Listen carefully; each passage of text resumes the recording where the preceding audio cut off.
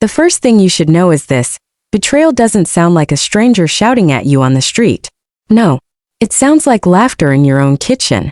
It sounds like the voices you trusted most, twisting into knives. I was standing on that train platform, suitcase at my side, when I heard it. My brother's mocking voice. "Careful, don't trip on your way." My mother's laugh, sharp as glass, cutting deeper than words ever could. My cousin's whisper sealing it. "Wait until she realizes her ticket isn't even valid." They thought it was hilarious, me stranded, humiliated, left to be the joke of the night. But standing under those buzzing fluorescent lights, with the smell of burnt coffee and metal filling the air, something inside me cracked. No, not cracked, shifted. That my phone buzzed. "Relax, Lena. Just a prank. Don't be so sensitive." Sensitive. That word had been my chain for years. I was always the dependable one. The one who paid their bills when they couldn't. The one who bailed them out when rent was overdue. The one who said yes while they laughed behind my back. They called it family. I called it drowning. And in that moment, as the departure board flashed canceled in cold neon letters, I decided I wasn't going to be their safety net anymore. I opened my banking app. The glow of the screen lit my face like a spotlight. My thumb hovered. Cancel transfers. Block accounts. Freeze cards. With every tap, I felt the weight lift. The very phone they used to mock me became the weapon of their undoing. That I pictured it. My mother swirling wine in her glass, smirk fading when the mortgage bounced. My brother swagger cracking when his card got declined.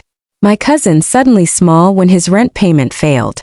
Their laughter would die in silence, my silence. The announcement cut through the noise. Final boarding. But I didn't move. Not yet. My phone buzzed again. My sister this time. "Bet you're crying. Want us to come pick you up?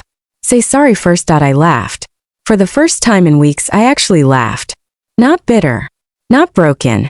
Free. I stepped onto the next train, settled by the window as the city lights blurred into streaks. The rhythm of the tracks beneath me sounded like applause. For once, I wasn't their provider, their punchline. I was just Lena. And that was enough. But the silence didn't last. It never does. My phone vibrated again, over and over. "Mom, did you forget the bill? The power company says payment failed." "Brother, yo, card declined. Fix it." "Cousin, rent bounced." Not funny. Not one of them asked if I was safe. Not one cared if I had a ride home.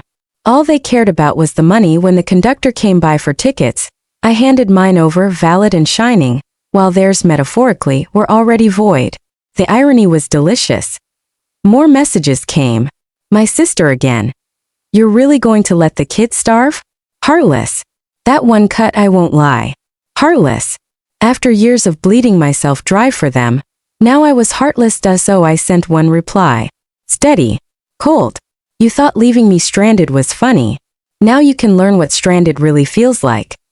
Then I powered the phone off. Later, in a cheap hotel with humming lights and faded carpet, I turned it back on just to watch their panic pile up. Missed calls. Voicemails. Begging. Threats. Tears. My brother furious. "Do you know how embarrassing it is to have your card declined at the gas station?" My mom trembling. "It was just a joke, sweetheart. You know we love you." My sister crying into the mic. "The kids don't understand why there's no food." Every word was a hook trying to reel me back into their net. But guilt only works if love is real.